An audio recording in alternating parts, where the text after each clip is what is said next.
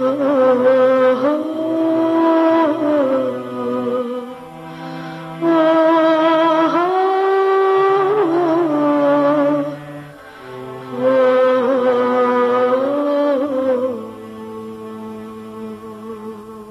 martyr a atteint son objectif et a recueilli les fruits de son sacrifice. Gaza. En apparence, rien n'a changé. Rien. Partout, la destruction, la mort, l'absence d'espoir. Sur les murs des maisons, dans tous les hôpitaux et les bâtiments publics, trônent les photographies de ceux qui ont commis un attentat suicide. Mais il y a quelque chose de nouveau. Les photographies des femmes martyrs, des femmes kamikazes, sont aussi partout. Quand j'ai demandé à une femme à Gaza de m'expliquer pourquoi ses sœurs ont pris une telle place dans la lutte, sa réponse m'a stupéfaite. Nous sommes victimes d'une violation claire et criante de notre liberté et de notre droit par l'occupation israélienne. Nous devons nous défendre par n'importe quel moyen. C'est un devoir légitime pour nous. Soit on met une ceinture d'explosifs, soit on effectue des opérations suicides. En d'autres termes, nous défendre par tous les moyens.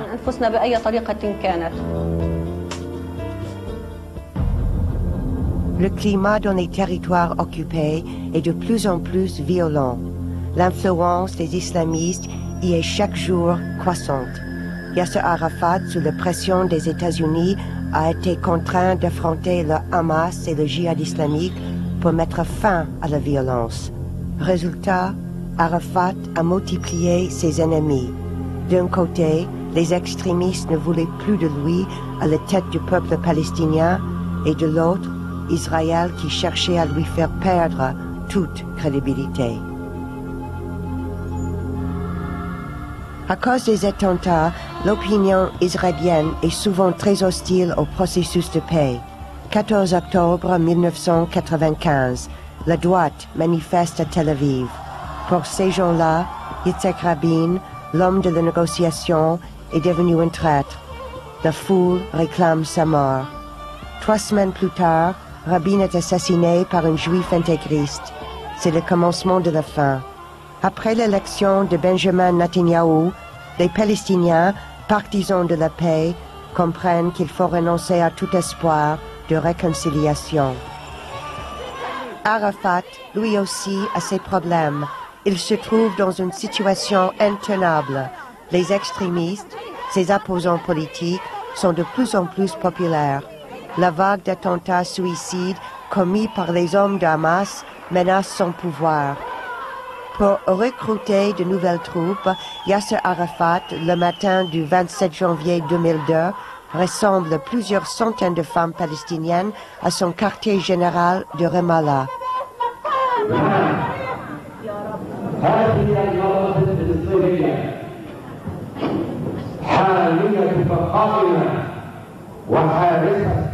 نهضت دائمة التي حمت هذا الوجود الفلسطيني مساعدة الجبارين فكانت القائدة الصلبة والقوية والأمينة لشاهد الجبارين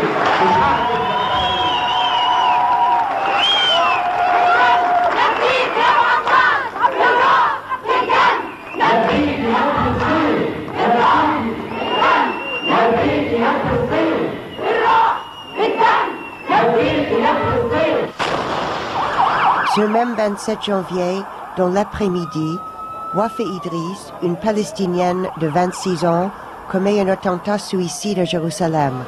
Pure coïncidence ou acte politique délibéré? Au début, Arafat et ses proches étaient très embarrassés de voir utiliser une femme dans ce type d'action, mais ils se sont rendus compte que l'approbation populaire était unanime. Wafa Idriss est devenue une héroïne. Le Fatah de Yasser Arafat décide donc de revendiquer la responsabilité de l'attentat. Nous allons voir le maire de Wafa Idriss qui, en apparence, se montre fier du geste de sa fille. Nous sommes fiers qu'elle ait donné sa vie pour la patrie, pour la Palestine.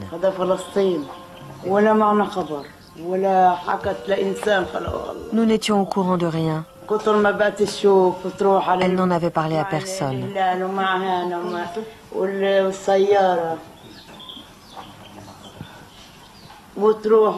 Ma fille a vu trop de choses quand elle travaillait au Croissant Rouge.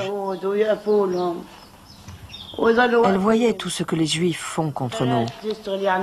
On lui a offert de l'argent, mais elle a refusé.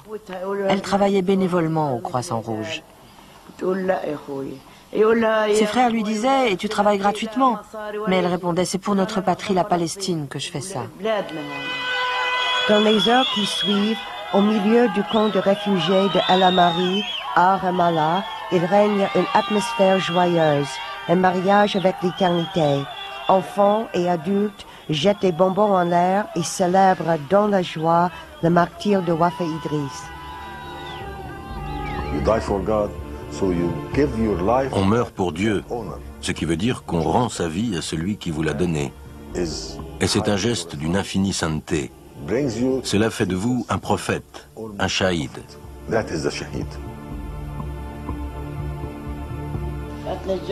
Elle était mariée et elle a accouché d'une fille mort-née. La famille de son mari l'a forcée à divorcer parce qu'il voulait des enfants. Wafa Idriss est donc devenu un poids pour sa famille. Divorcée, sans emploi ni argent, elle n'avait aucun avenir.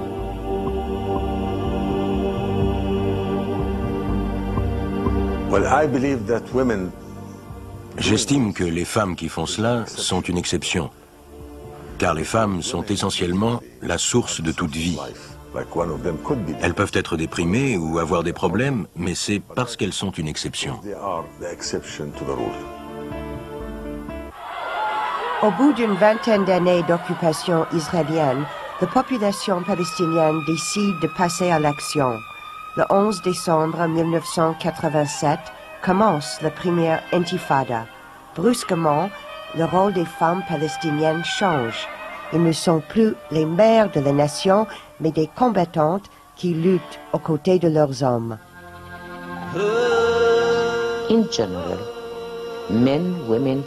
En général, tous, hommes, femmes, enfants, vivent durement.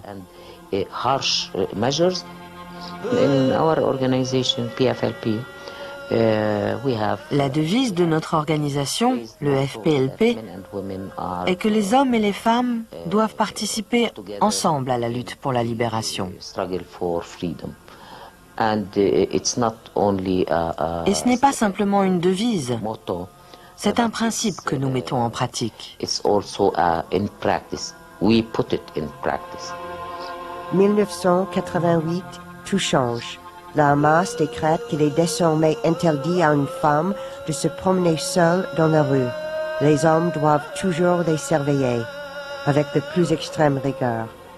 Les hommes acceptent car ils ne supportent pas de voir leurs femmes avoir le moindre contact avec les soldats. Résultat, les femmes reprennent leur rôle traditionnel. Résultat plus tragique encore, les enfants de la première intifada deviennent les kamikazes d'aujourd'hui. L'idéologie de la guerre sainte, le djihad, fournit la base d'une étroite collaboration entre les groupes extrémistes musulmans et le Fatah de Yasser Arafat. Pour renforcer sa position comme chef de l'autorité palestinienne, Arafat décide d'utiliser le seul arme dont ses ennemis s'interdisent l'usage, les femmes.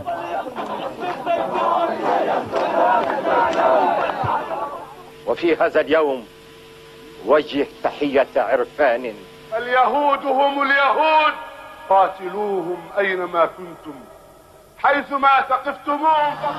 Nous sommes à Gaza. Nous allons chez le docteur Abdul Rantisi, numéro 2 du Hamas. Étrange résultat de la décision d'Arafat, les chefs religieux réinterprètent le Coran. Les femmes aussi peuvent devenir des kamikazes. L'islam a donné aux femmes, aussi bien qu'aux hommes, l'occasion de lutter pour notre cause. Nos mères sont convaincues que leurs fils et leurs filles brûlent d'envie d'agir.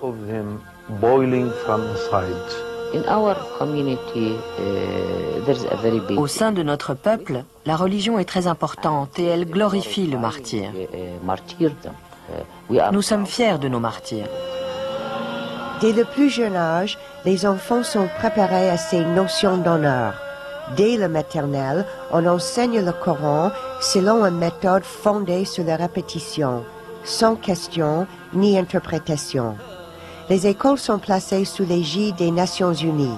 Pourtant, on y enseigne aux enfants que le but suprême de leur vie est de mourir pour la Palestine. Au lieu de les décourager, les professeurs encouragent les enfants à vouloir mourir en martyr. Je fais appel à tous les présidents arabes et islamiques pour soutenir notre cause islamique, pour libérer Jérusalem.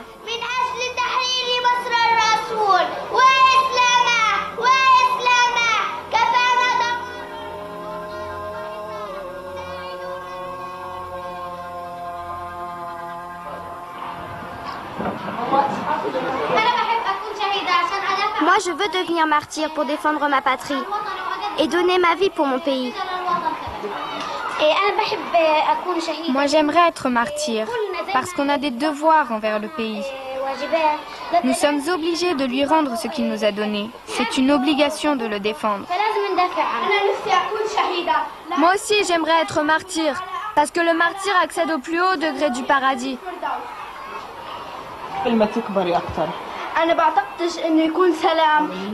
Moi, je ne crois pas qu'il y aura la paix. Parce que l'État d'Israël n'acceptera jamais la paix. Parce qu'ils ne sont pas des êtres humains. Ils commettent des massacres à Jenin, à Naplouse, à Kalkia et même ici à Jabalaya. En moins de 2 heures, il y avait 20 martyrs.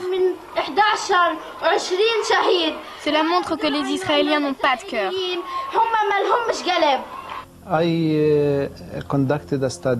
Dans le cadre d'une étude, j'ai recueilli les rêves de 300 enfants palestiniens.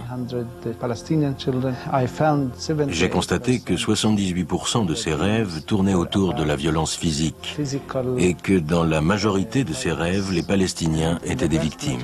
15% des enfants ont exprimé dans leurs rêves qu'ils accueillaient la mort avec plaisir. Il y avait une proportion égale de garçons et de filles. J'aurais cru qu'il y aurait plus de garçons parce que nous avions constaté jusque-là que l'immense majorité des kamikazes étaient des hommes.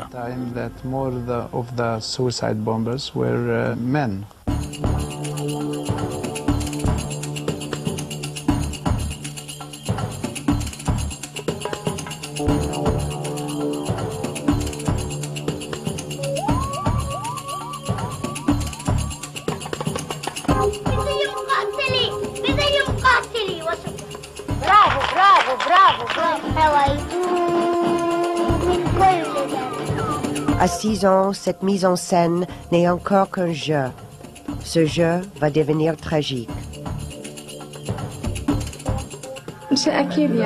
Bien sûr, quand on voit le sang, l'horreur de l'occupation et ce que nous subissons, l'individu devient de plus en plus courageux pour se sacrifier. Même mon fils, quand il parle, il dit que nous sommes tous des martyrs. Il dit qu'il aimerait suivre les traces de son oncle et se faire exploser comme il a fait. Il n'a même pas 4 ans et demi. J'apprends à mon fils à aimer la patrie et le martyr, à défendre notre honneur, notre religion. Et la bannière de l'islam restera haute. Quand Dieu choisit quelqu'un, c'est parce qu'il lui est cher. Sinon, il ne le choisirait pas. Moi, j'adore mon fils, mais quand Dieu le choisira, c'est parce qu'il l'aimera davantage que moi. C'est la vocation des mères palestiniennes que d'élever leurs enfants uniquement pour devenir des martyrs.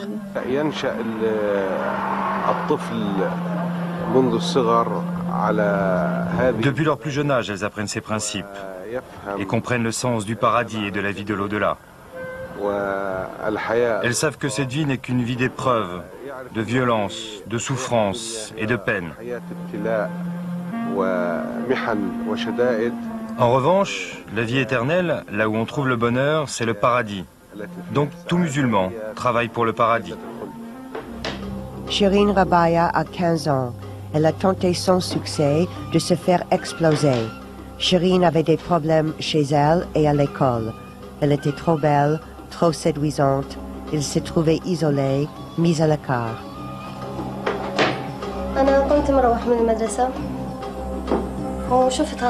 Je revenais de l'école.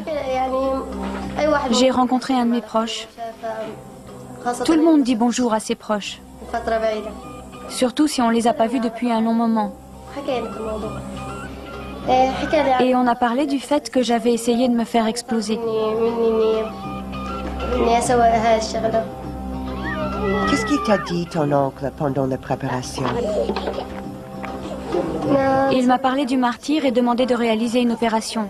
Ils allaient me fournir une ceinture d'explosifs. Je comprends pas. Qu'est-ce que tu as imaginé quand tu as décidé de mourir? Je serai en morceaux dans un sac poubelle avant d'être enterrée. C'est fini.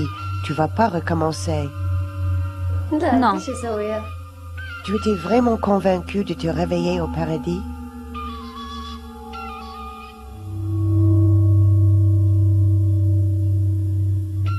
Non. Mais tu ne rendais pas compte si tu fais cela et que tu meurs, que tu n'aurais plus jamais ta mère, ton père, tes amis, plus de vie? Vraiment, est-ce que tu as pensé qu'il y a une autre vie quelque part? Alors pourquoi tu voulais faire ça?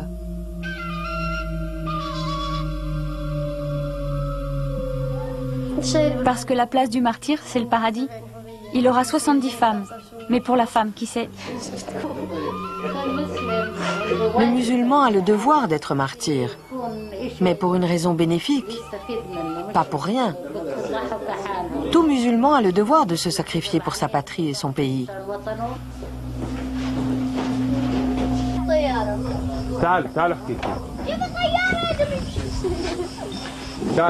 وهي اسمها بسملة وهنسألها كمان. السلام عليكم. السلام ورحمة الله وبركاته. اسمك ايه؟ بسملة. بسملة عندك كام سنة؟ 3 سنين ونص. انت مسلمة؟ بسملة انت تعرفي اليهود؟ بتحبيهم؟ لا ما بتحبيهمش ليه؟ كده. عشان هم ايه؟ هم قردة وخنازير. عشان هم قردة وخنازير؟ مين قال عليهم كده؟ Imaginez un enfant de 10 ans. Quand on lui demande ce qu'il veut faire quand il sera grand, il répond qu'il veut être un martyr. Cela signifie que dans son inconscient, il est convaincu qu'à 20 ans, il sera mort. On aimerait toutes devenir des martyrs pour libérer notre terre et riposter au massacre de Jenin. Défendre notre terre ensemble, faire des opérations suicides. On apprend et on demande aux responsables du camp de nous guider.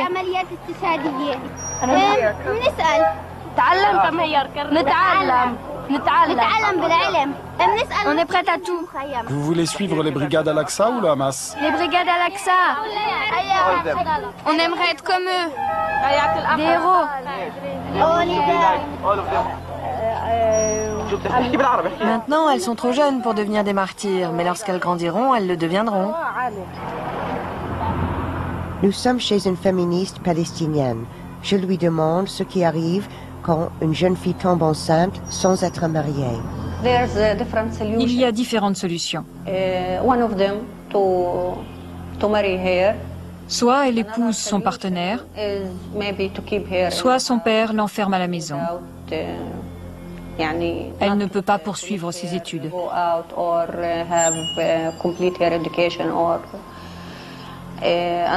Une autre solution, c'est de la tuer.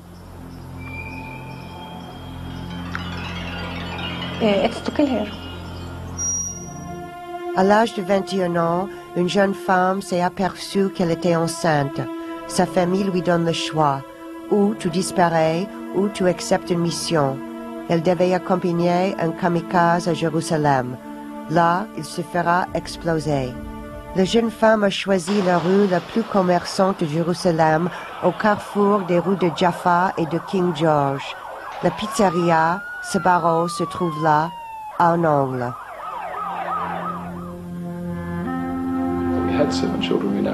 Nous avions 7 enfants, maintenant nous en avons 6.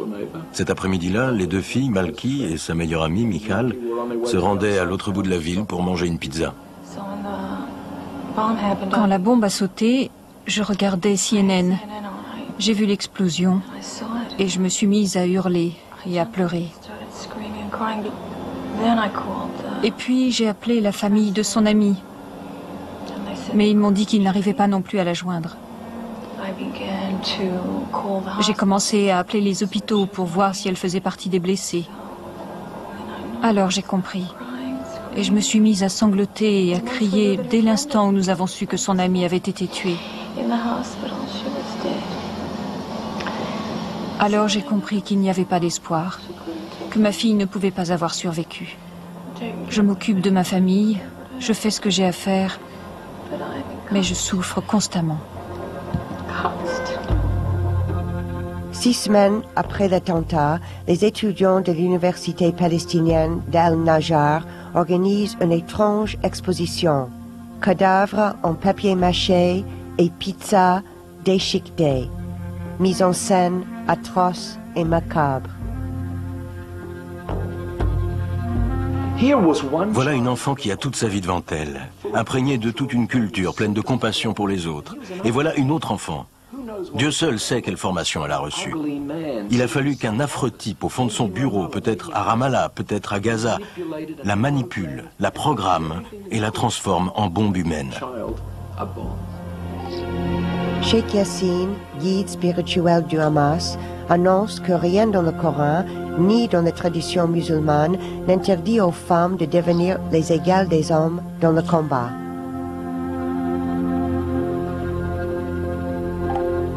Quelle est votre réaction, Sheikh Yassine, vous qui êtes un homme de Dieu, quand vous voyez une jeune femme boucler sur elle une ceinture d'explosifs et au nom d'Allah se donner la mort et tuer d'autres innocents?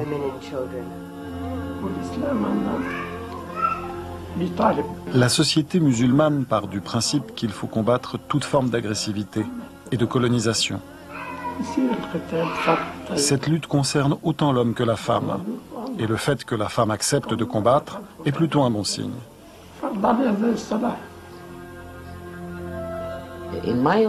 À mon avis, il s'agit d'être égal, mais pas dans la mort. Nous sommes tous égaux dans la mort. Nous luttons pour être égal dans la vie.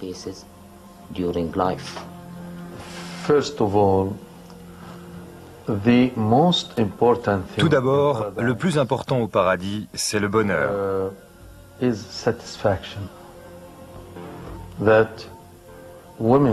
Au paradis, les femmes sont heureuses, tout autant qu'elles sont. Elles ont toutes l'impression d'être des reines, de n'avoir personne au-dessus d'elles. C'est cela qui compte le plus.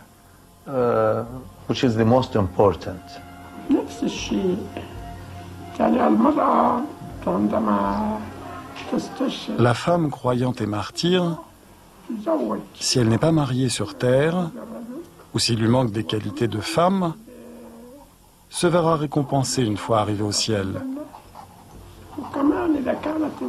Si une femme est belle, c'est-à-dire si son âme est pure, si son cœur est pur, en devenant martyre, elle sera encore plus belle lorsqu'elle arrivera au paradis. Et Dieu la couvrira de grâce.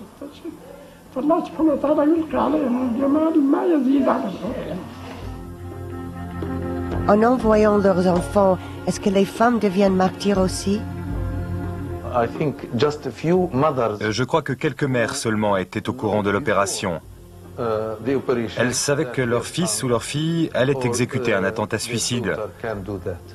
Par exemple, Oumnida Al-Farhat. La mère d'un jeune kamikaze explique les raisons qui l'ont poussé à envoyer son fils au martyr.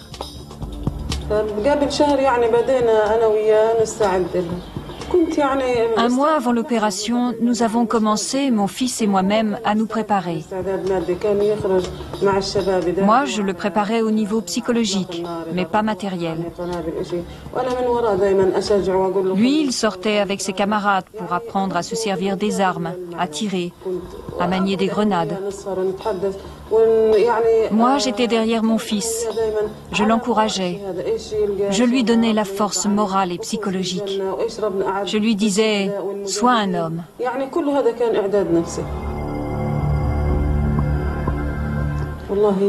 Nous restions ensemble à parler et à discuter, surtout à propos du martyr. Je lui parlais de ce que Dieu a préparé pour les martyrs et les moudjahidines.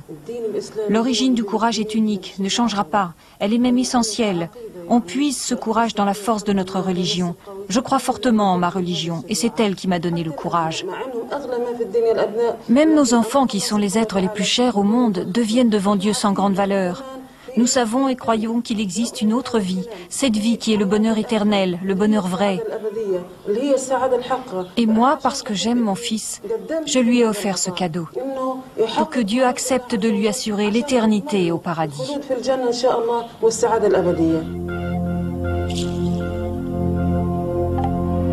Il a été étudié à Atzmona, il venait d'avoir 19 ans. C'est dans un collège d'Atzmona, un arabe et on peut pas appeler ça un terroriste est rentré à Atzmona dans un internat, il a tué 5 enfants, il en a blessé une vingtaine. Lorsqu'on a demandé aux parents, c'est ça qui est terrible, qu'est-ce qu'ils pensaient, il paraît que la mère savait qu'il allait partir, elle lui a donné sa bénédiction. Lorsqu'une mère envoie son fils tuer d'autres enfants, je ne sais pas comment, Dieu a créé ce genre de créature, et le père a dit je suis fier de mon fils, je suis prêt à envoyer encore 5 ou 6 de mes enfants. Moi, j'ai dit je n'ai pas de réponse. C'était à Gorgatif, entre Khan Younis et Rafah. C'est une colonie. Mon fils Mohamed s'est rendu dans une partie de cette colonie appelée Atzmona, où se trouve une université pour entraînement de pilotes et de maniement d'armes. Une grande université. En arrivant, il a coupé les fils de fer barbelés et il est entré à l'intérieur.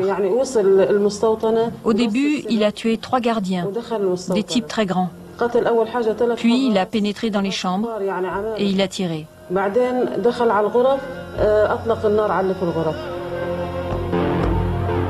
ce n'était même pas un kamikaze, c'est un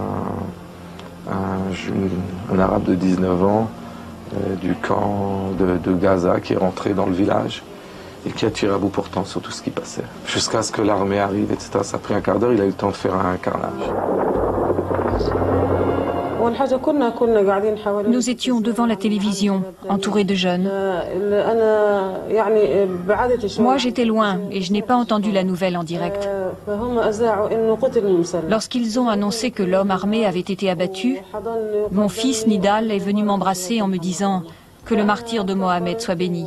J'ai dit « Dieu est le plus grand » et je l'ai remercié pour ce cadeau et j'ai prié pour qu'il accepte l'âme de mon fils.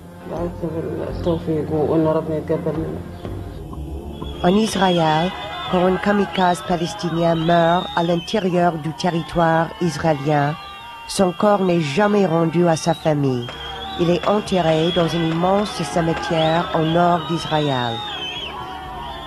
On ne rend le corps d'un martyr ou d'une shahida que lorsqu'il ou elle meurt dans les territoires occupés ou à Gaza.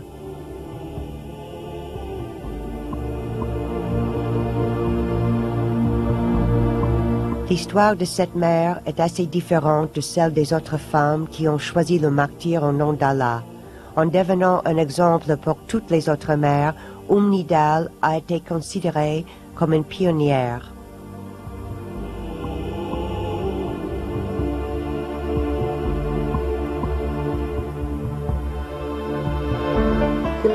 Je pleure tous les jours. Je pleure.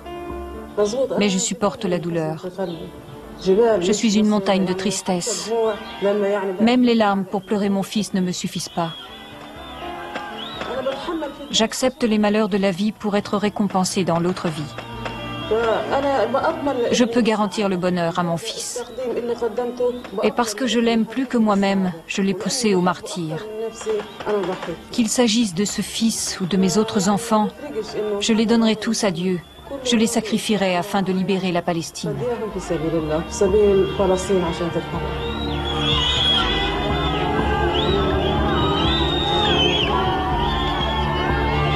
Lorsque le fils de Nidal avait 7 ans, un chef du Hamas vint chez lui se cacher.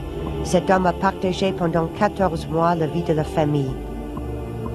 Quand les soldats trouvèrent et tuèrent le chef du Hamas, Mahmoud, sans peur, se coucha sur le corps de son héros. Il le vengera. Quand son garçon a décidé de devenir shahid, son mari s'y est opposé. Nidal a décidé de soutenir la décision de Mahmoud et elle l'a fait seule, sans que ni son mari ni les Israéliens ne lui dictent son comportement. Pour elle, c'était sa libération.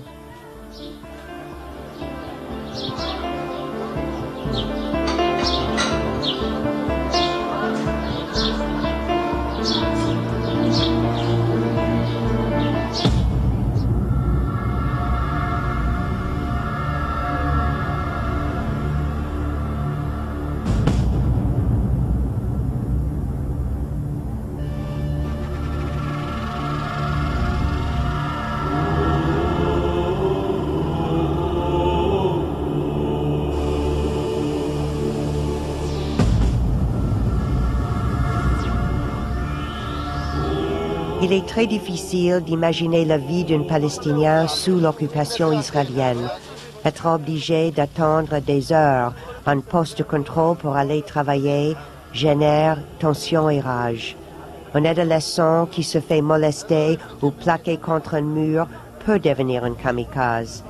Souvent, sans éducation, au chômage, incapable de nourrir les siens qu'il a vus se faire maltraiter, pour lui, la situation est claire.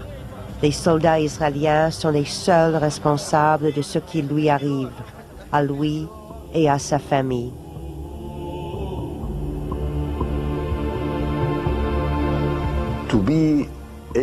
Dans notre culture et dans l'islam, on voue le plus grand respect à ceux qui peuvent avoir le courage de se sacrifier pour le reste de la communauté.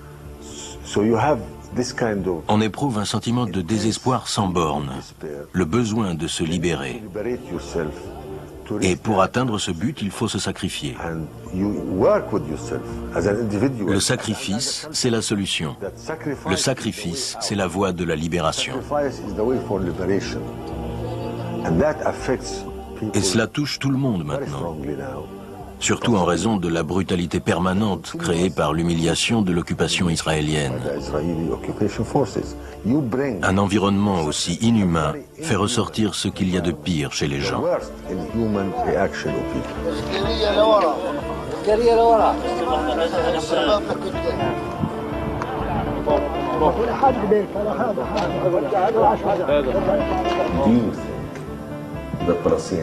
Croyez-vous que les enfants palestiniens ont besoin qu'on les pousse?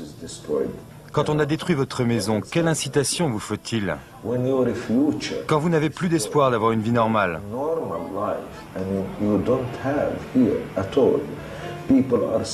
les gens suffoquent. Voilà ce qui les pousse vraiment.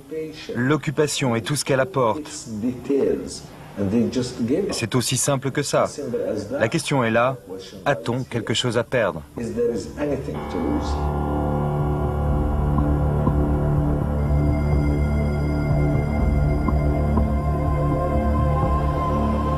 Un hôpital à Gaza.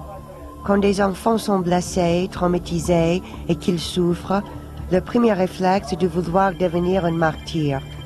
Leur mère, à leur chevet, exprime l'espoir que la prochaine fois, leur enfant se veillera au paradis et non pas dans un lit d'hôpital.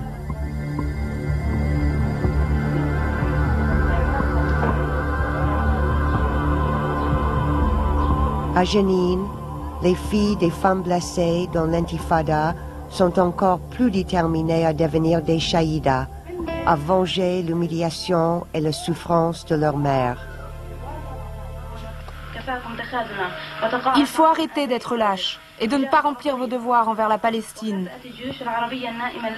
Les armées arabes qui regardent sans rien faire à la télévision les événements qui se déroulent ici, tout en faisant semblant de prendre fait et cause pour les filles de Palestine, sont des lâches.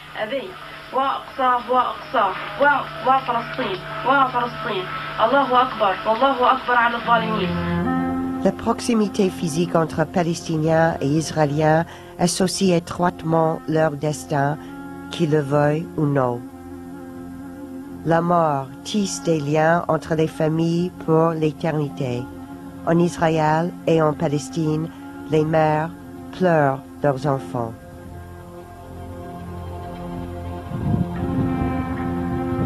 Abigail Levy a perdu sa fille unique, victime d'un attentat suicide.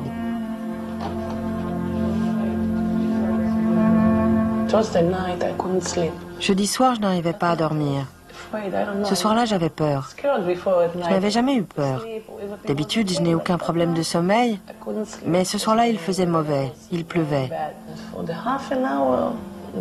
J'ai dormi une demi-heure et j'ai rêvé que j'étais aux États-Unis, toute seule, sans enfant, sans Rachel. Je me suis réveillée à midi et elle était dans la cuisine en train de boire son thé.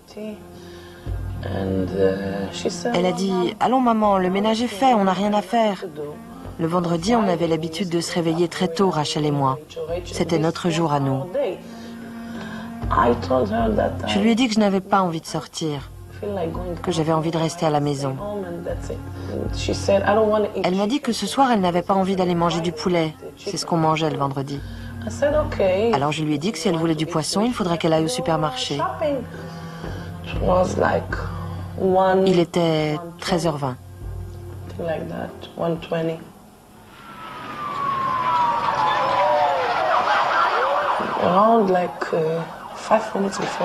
Vers 13h55, j'ai entendu les sirènes des ambulances.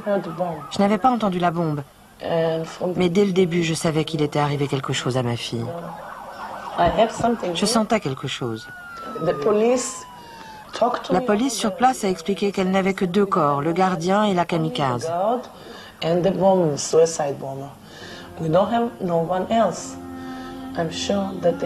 Mais j'étais certaine qu'ils avaient fait une erreur d'identité et confondu Rachel et la kamikaze. J'avais entendu que la kamikaze avait 16 ans. Et ils l'avaient sûrement confondue avec Rachel parce qu'elle aussi avait 17 ans et elle était toute petite. Il y avait sûrement eu une erreur d'identité.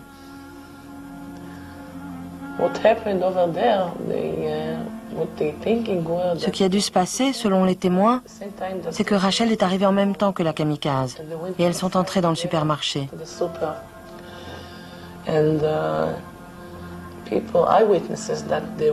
Des témoins ont dit qu'elles se ressemblaient.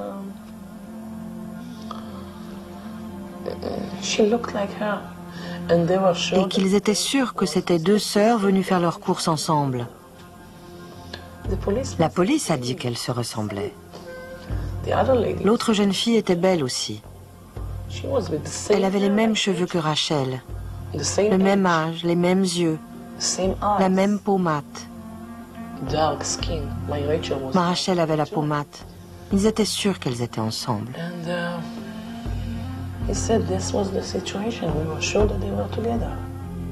Pendant toute son enfance, Ayat al-Akras avait entendu critiquer son père qui travaillait pour une société israélienne. Au début de l'intifada, il était accusé d'être un collaborateur qui avait vendu son peuple en échange d'une vie confortable. Un des responsables de la brigade des martyrs d'Al-Aqsa offrit une solution à Ayat pour sauver sa famille du déshonneur. Elle devait mourir en martyr. Ses parents sont toujours sous le choc. Vous voyez, elle a acheté du chocolat pour partir vers sa mort, vers le martyr. Mais c'est la mosquée de Al-Aqsa qui l'a appelée. Et ce sont les crimes de Sharon qui l'ont poussée. Comment une petite fille qui achète du chocolat et prend le Coran dans son sac peut-elle devenir terroriste? Le terroriste, c'est celui qui n'a pas de cause. Elle voulait se marier et nous faisions les préparatifs. Mais le martyr était mieux pour elle. Elle était très contente de son mariage. Nous étions en plein préparatif. Elle était la fille la plus heureuse du monde. Elle avait un ordinateur et un email pour communiquer. Elle était parmi les premières de sa classe. Elle était fiancée, respectueuse et pieuse. Elle avait toujours le Coran dans son sac. Ce qui la tourmentait, c'était les conditions de son peuple. Nous étions tous surpris. Nous avions préparé le déjeuner et nous l'attendions. Le vendredi, on aime se rassembler pour manger tous ensemble. C'était une surprise pour tout le monde. Nous étions tous sous le choc.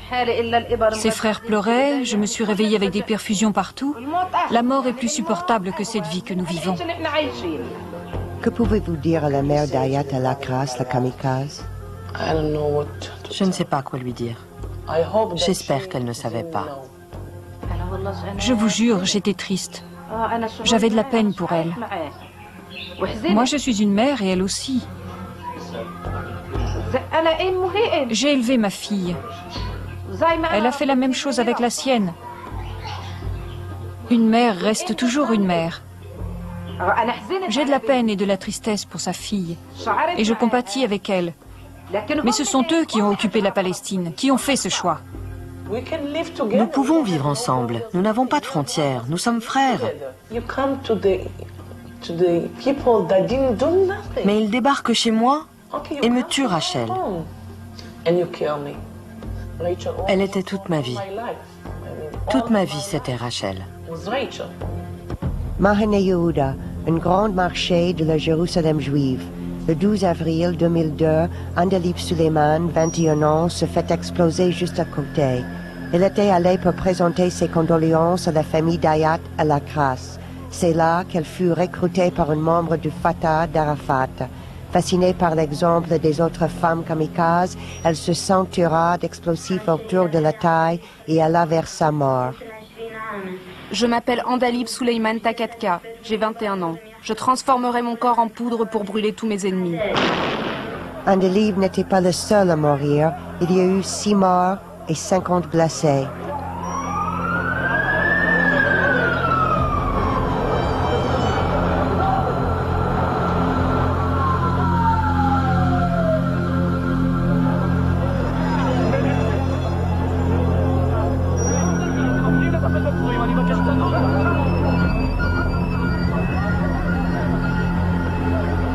La plupart des blessés furent transportés à l'hôpital Hadassah à Jérusalem. J'ai vu la terroriste, elle a rigolé. Après, elle s'est retournée, et moi aussi je me suis retournée. Et j'ai entendu le bruit de la bombe. J'ai été projetée à peu près 8 mètres en l'air, et j'ai atterri dans un étalage de bonbons. À 16h15, il y a eu la bombe. C'est terrible. Regardez ce qui reste de sa veste.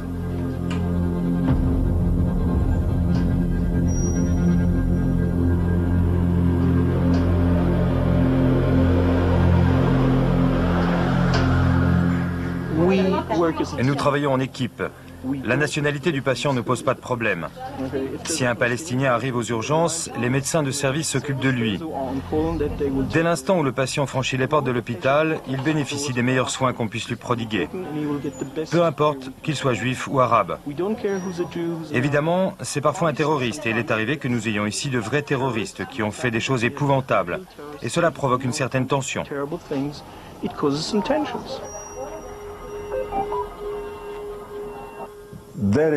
Il y a bien sûr dans chaque camp une majorité de gens qui veulent vivre dans la paix, la sécurité et la dignité. Des gens qui veulent garder espoir.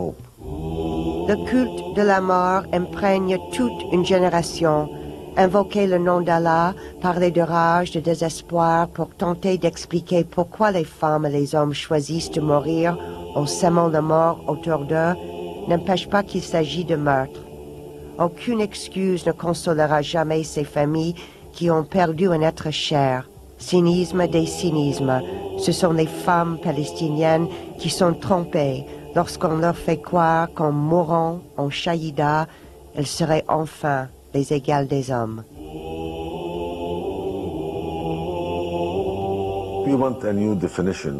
Nous voulons une nouvelle définition, une redéfinition de l'islam qui pourrait offrir à nos enfants une nouvelle vie. Nous voulons que les musulmans, les professeurs, les imams donnent un peu d'espoir à nos enfants pour l'avenir et non pas du désespoir.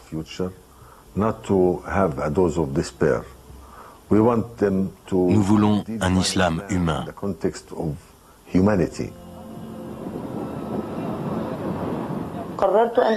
J'ai décidé d'être la deuxième femme martyre, de suivre la voie ouverte par la martyre Wafa Idriss.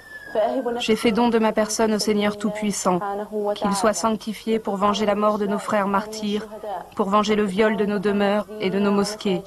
Et parce que le corps et l'esprit sont tout ce que nous possédons, je les remets à Allah.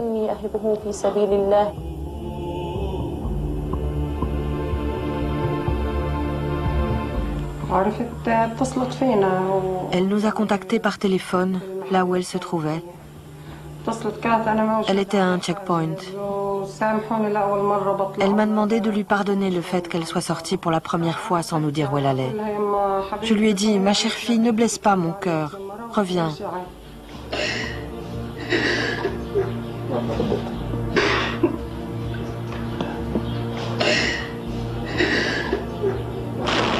Le 27 février 2002, Darin Abou Aïcha, brillante étudiante, se fait exploser au poste de contrôle de Maccabim, près de Jérusalem. Déprimée et désespérée à l'idée d'être obligée de se marier, mais consciente qu'un refus de sa part attirerait le déshonneur sur sa famille, elle décida de devenir la femme d'Allah. Elle m'a demandé de garder la foi. J'ai 7 filles et 2 garçons en plus d'elle. 4 se sont mariés, mon fils Taoufik s'est marié aussi. Maintenant, il me reste 3 filles et mon fils Faal.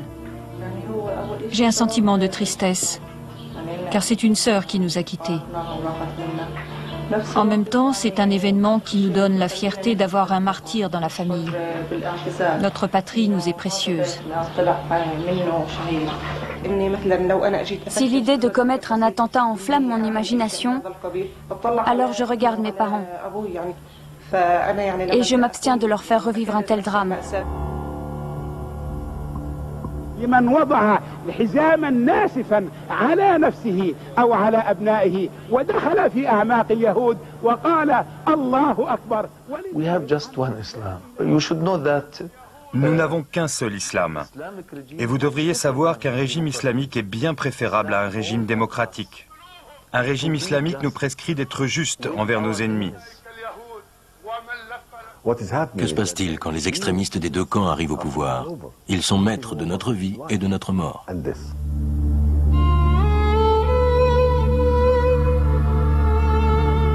Aujourd'hui, les enfants palestiniens sont condamnés à une vie sans espoir ou un avenir glorieux, mais au paradis.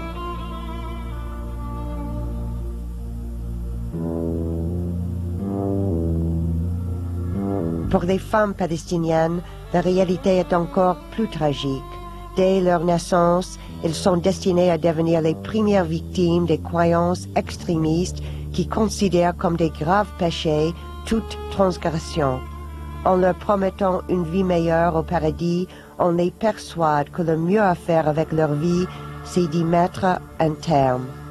Quoi qu'il en soit, vouloir contraindre les gens à mourir au nom de Dieu ou justifier de tels actes comme autant de sacrifices pour la patrie, c'est la suprême injure, la plus terrible offense que l'on peut faire à toutes les victimes israéliennes et palestiniennes de cet interminable et cruel conflit.